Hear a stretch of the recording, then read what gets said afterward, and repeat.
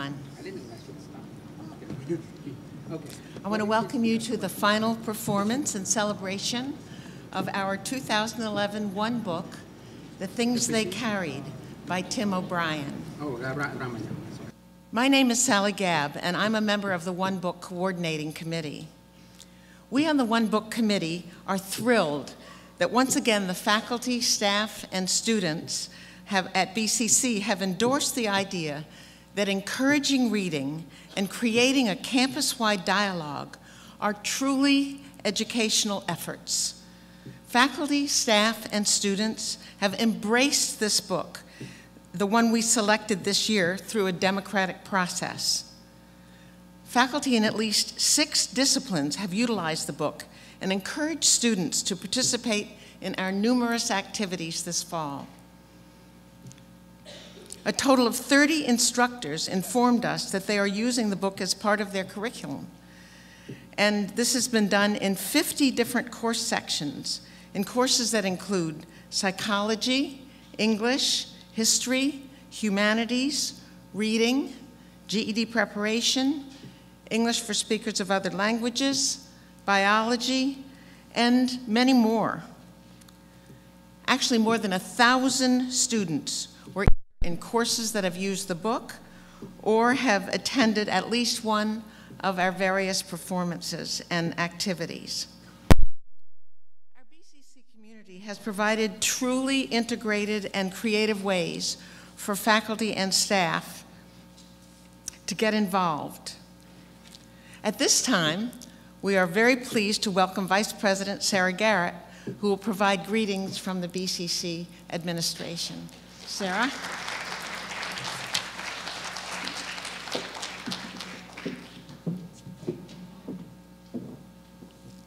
Thank you. Good afternoon, everyone.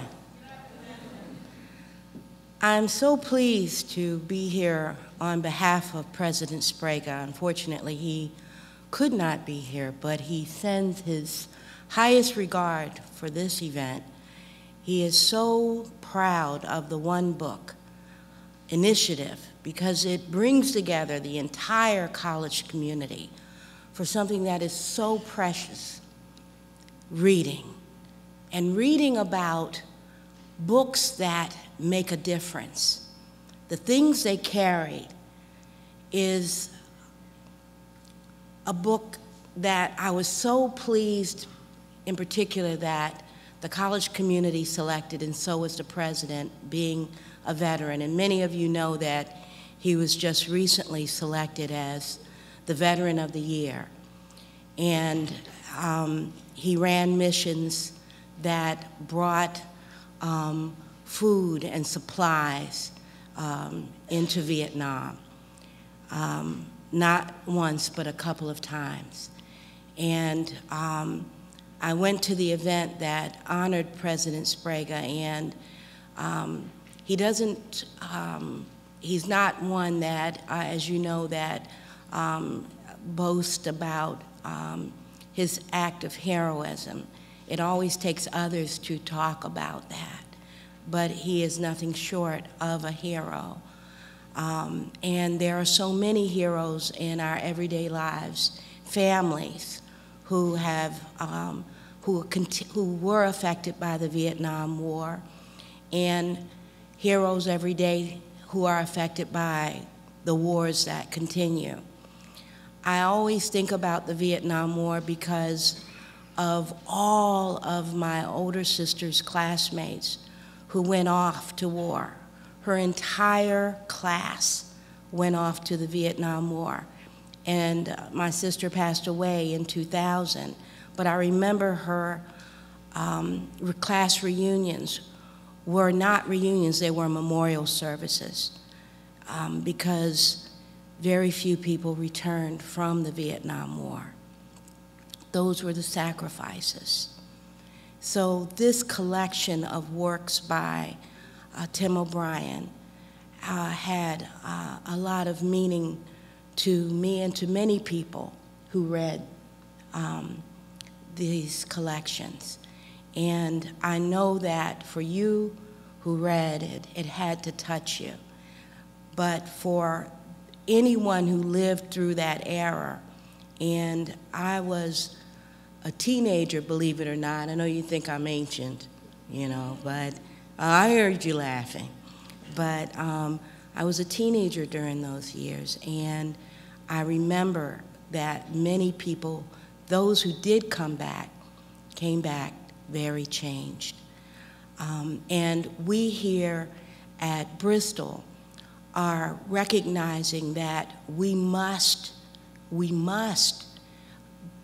make sure that we serve our veterans who are returning and have the services that are here to provide for their education and help them in the community and to transition.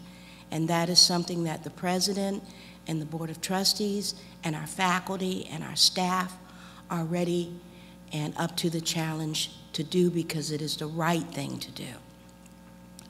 I'm so pleased and very proud of Denise DiMarzio and Sally Gabb and all of the faculty and the staff and you students who have been a part of this One Book initiative.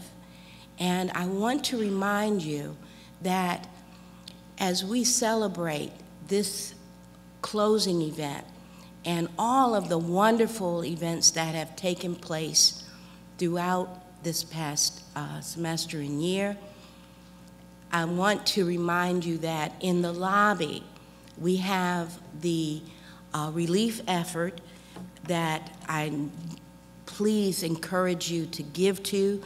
People across South Asia stricken by the tsunami disaster need your help to recover and rebuild.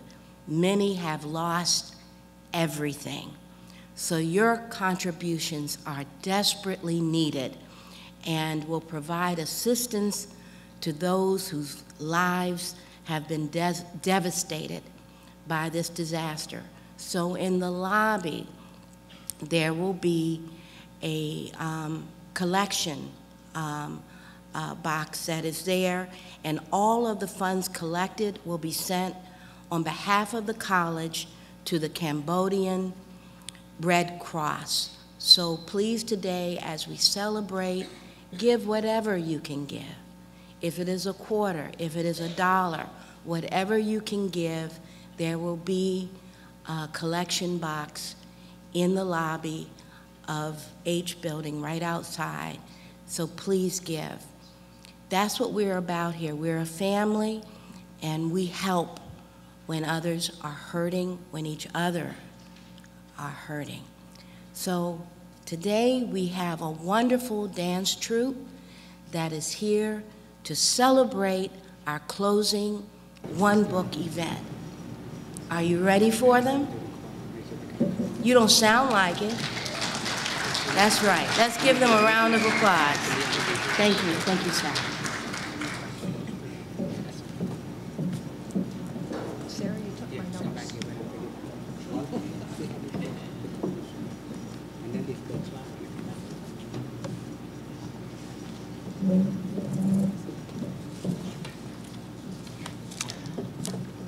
Thank you so much, Sarah.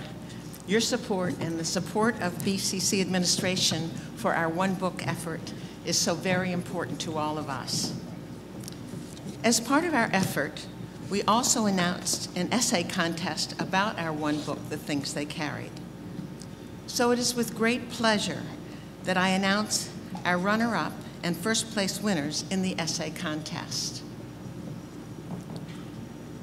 Although she is not able to be here, our runner-up for this essay contest is Linda Zauner.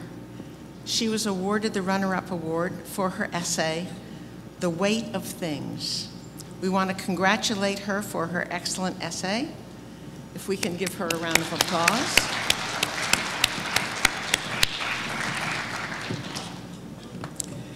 And our first place winner is Sean Navin. Did Sean make it here today? Our students, as we know, are very busy, particularly this time of year. but Sean took the time to write and submit an essay that was absolutely excellent, and his essay entitled "Fictional Truth" is the first place winner. So once again, we want to congratulate Sean for his effort.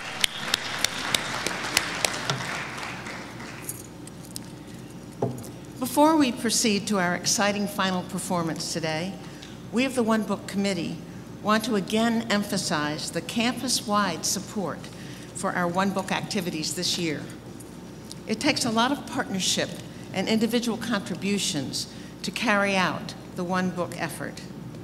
Today's closing event is sponsored by the pre-college trio programs, Upward Bound and Educational Talent Search, also by the Multicultural Committee, the Farley Learning Resources Center, the Office of Student Engagement, and BCC Adult Basic Education.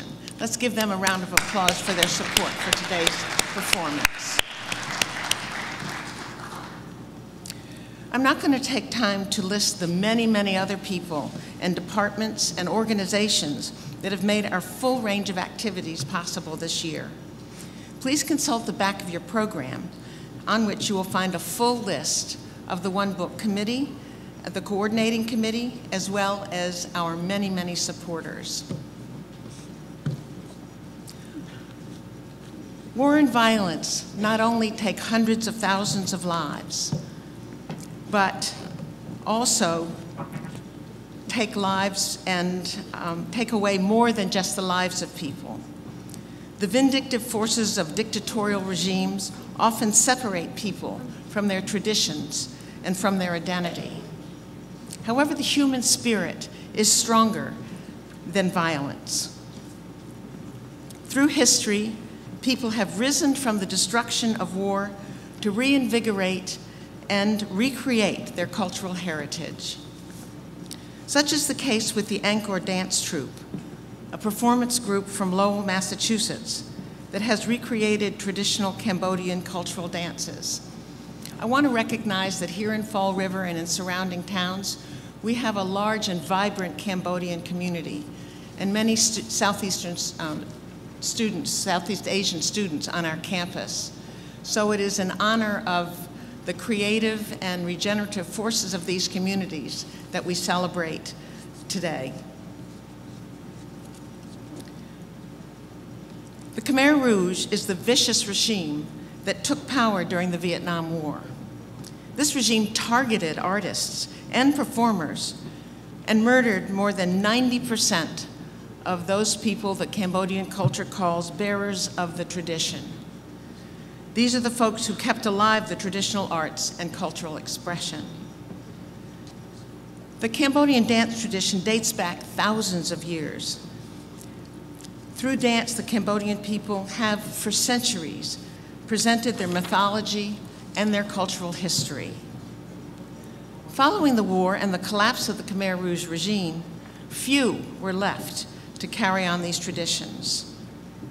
In this country, the Angkor dance troupe is an effort in the Cambodian community to revive these traditions. The troupe recruits and trains young Cambodians from Massachusetts and surrounding areas to learn these complicated routines. This activity has proved to be a strong alternative to violence and negative behavior among young men and women in the Cambodian community. The various scenes of the dance performances have been designed based on works developed by the Royal University of Fine Arts in Phnom Penh, Cambodia. So there is a true connection to the rebuilding in Cambodia itself. The troupe has gained worldwide recognition and has performed here in the United States for the White House, for First Night Boston, for the Lowell Folk Festival, the Boston Dragon Boat Races, and for the many colleges and universities in our area. The Things They Carried by Tim O'Brien, our one book selection this year, has reinforced for us here at BCC the ways that the war in Vietnam was destructive to many cultures in Southeast Asia. Nevertheless, we recognize the energy and creativity of the human spirit and the refugee communities in rebuilding this heritage. This morning, our narrators for the performance will be Vanek Penn and Lily Cho. Both are staff members of our BCC Upward Bound and Talent Search efforts here on campus and at high schools in the area. So we're very pleased to have them participate in this effort today. So it is with greatest pleasure that I introduce the Angkerwat Dance Troupe.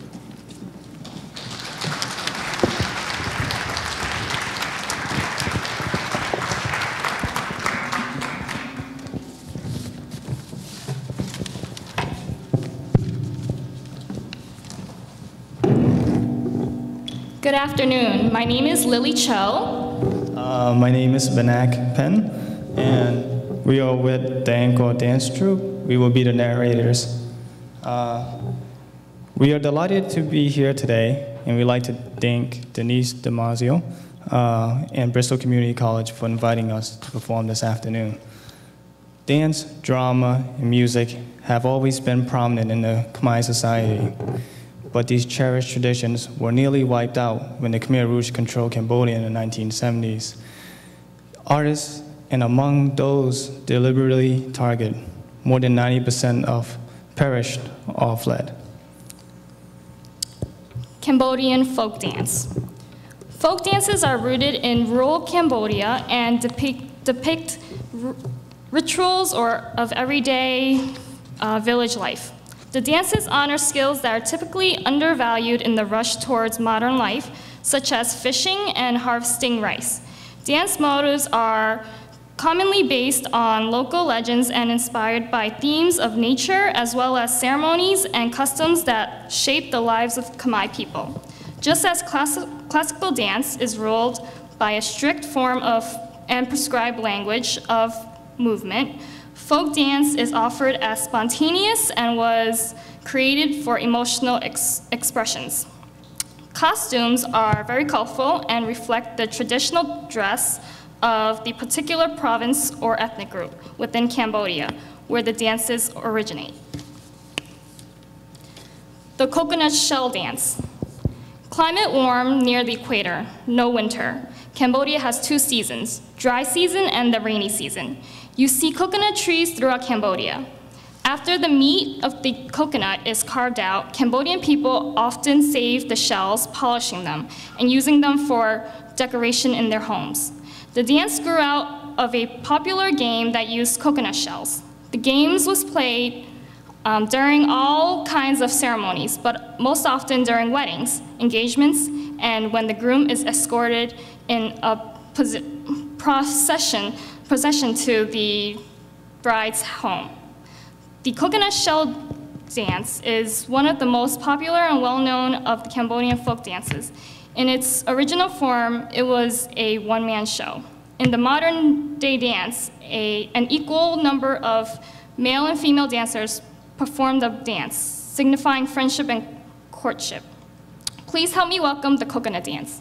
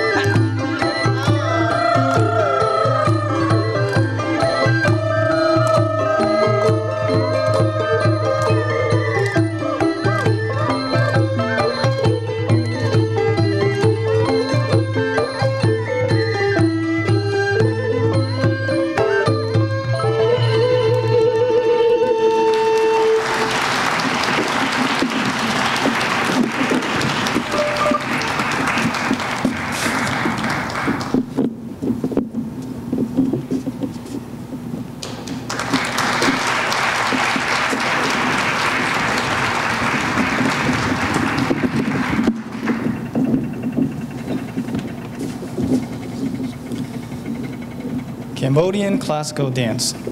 Classical dance has been connected to the sacred rituals of Cambodia for more than 1,000 years. During the Great Angkorian civilization, dancers performed blessing ceremonies to bring prosperity to the kingdom. Elegant and refined, classical dance combines highly stylized position and gestures with gentle movements. Classical dance are confined to strict forms and prescribed language of movement. Classical costumes are very elaborate, and the dancers are sewn into their costumes. Once reserved exclusively for Cambodia's royal elite, classical dancers are now performed for audience around the world and symbolize the beauty and spirituality of Cambodian culture. Halaman and Savan Macha, the white monkey and the golden mermaid. In the Indian epic, the Ramayana, called Ramkay, in Khmer, the Queen Sita was captured and taken to the kingdom of Lanka, far out to sea. The King Rama calls on a famous army general named Halaman, the white monkey, to help him rescue his queen. Halaman and his army of monkeys set about to build a bridge across the ocean to rescue the queen. But as fast as they pile up stones for the bridge, the stones mysteriously disappeared. The white monkey general dives into the sea to investigate. What he discovers is a beautiful golden mermaid named Savan Macha, who has been carrying off the stones in the act of playful vandalism.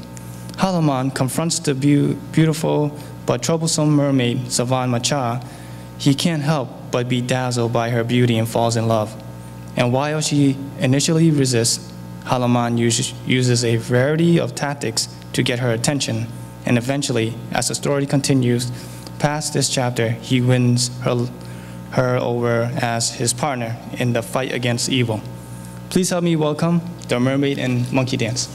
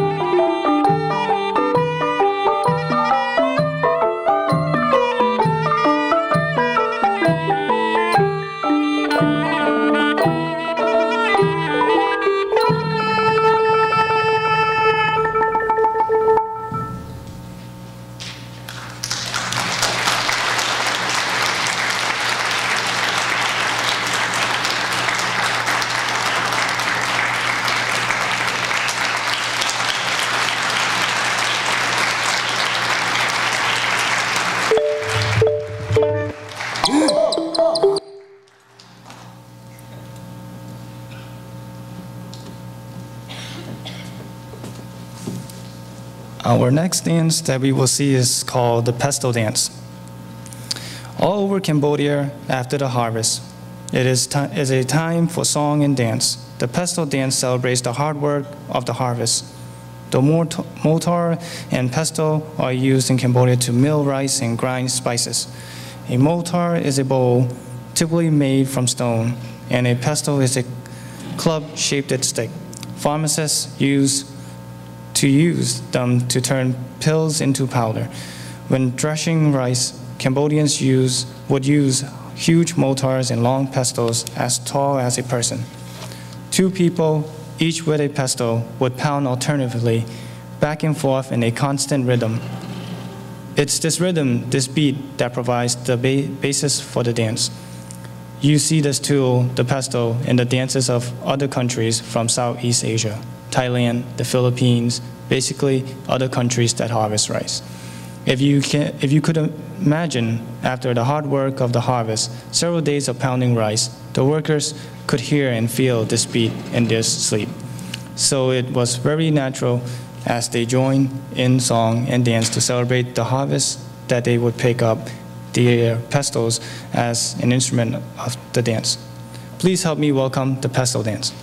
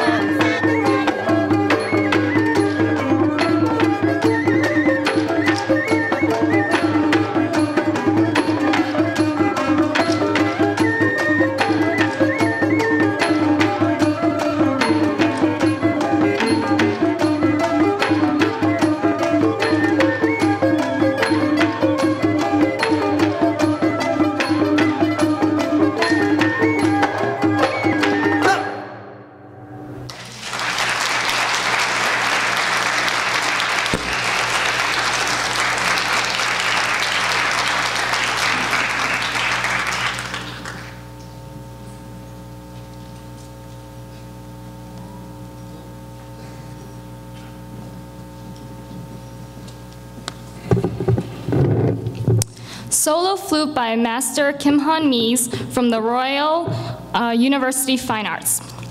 In the Cambodian countryside, the strains of Khmer melodies can be heard as people hum, whistle, and sing while working in the rice paddies. The powerful nature of songs can motivate even the most tired laborer to push forward. Please help me welcome The Flute Player by Mr. Mies.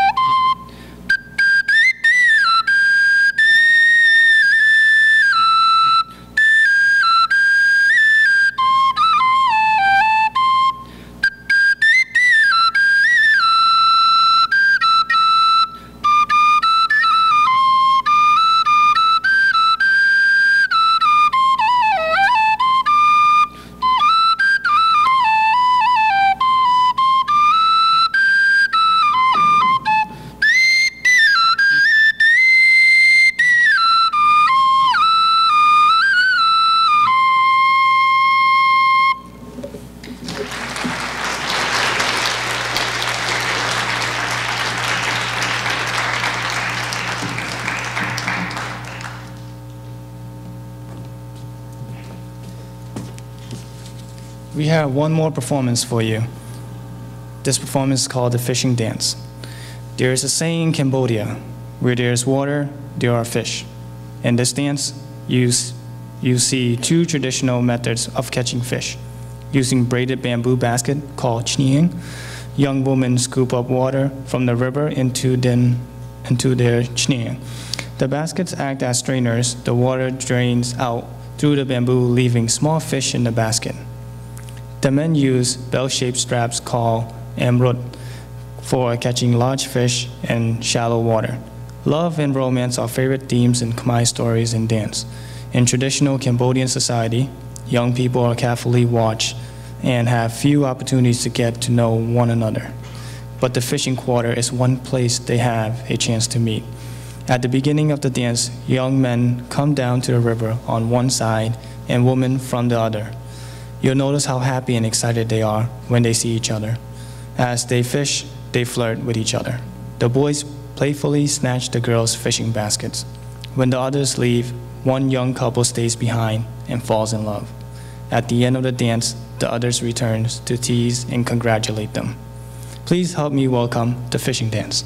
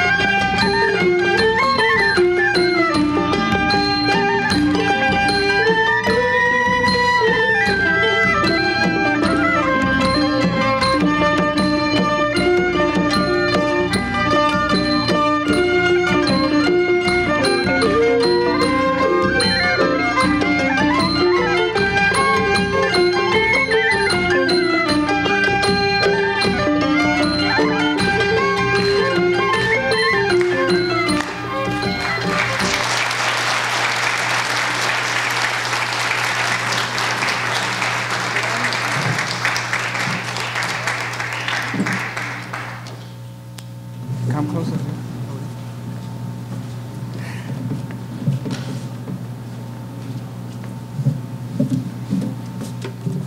Well, I'd like to thank Bristol Community College for having us this afternoon. And also thank you for coming to see our performing today. And if anyone has any questions regarding about the performing today? Denise, that's what you requested.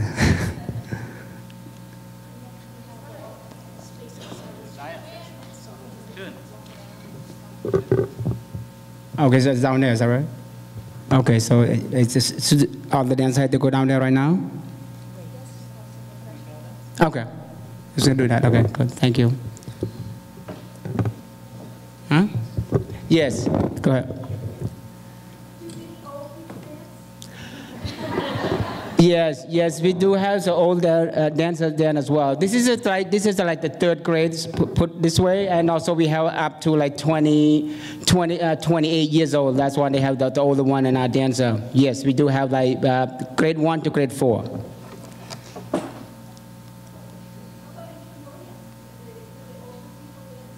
Yes, they do, yeah. But in terms of classical, then they do. We'd rather to have like the small age is better because there's flexibility, and that's required. That's what we usually have young children to attend that at the early age, about age of 5. But in folk, then has to be between 10, with junior up. Does anyone has any more questions? But we do offer like the free class if anyone wants to travel to Lowell. It takes probably an hour and a half from here. It'll be open every Sunday from noon to 4. So the class opened at 4 hours. And also we have 2 class, which is the folk dance and also classical. You pick one of them, and then we can assign you one of those roles. If you pick the classical, then there is the 4 role, which is the male, female, and also giant and also monkey. But it's a folk dance we're gonna study from beginning to the top level, which is that there is a beginning and also to the higher one.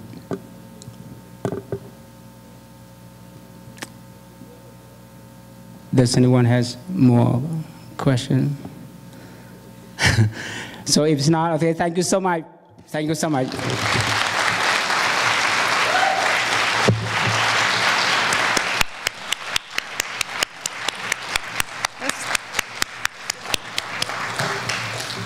Wow.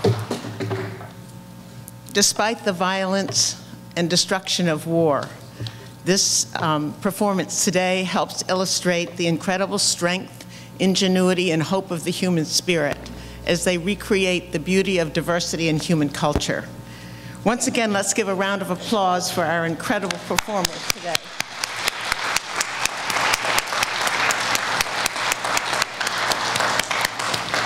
I also want to thank Vanek and Lily for their excellent narration for the performance.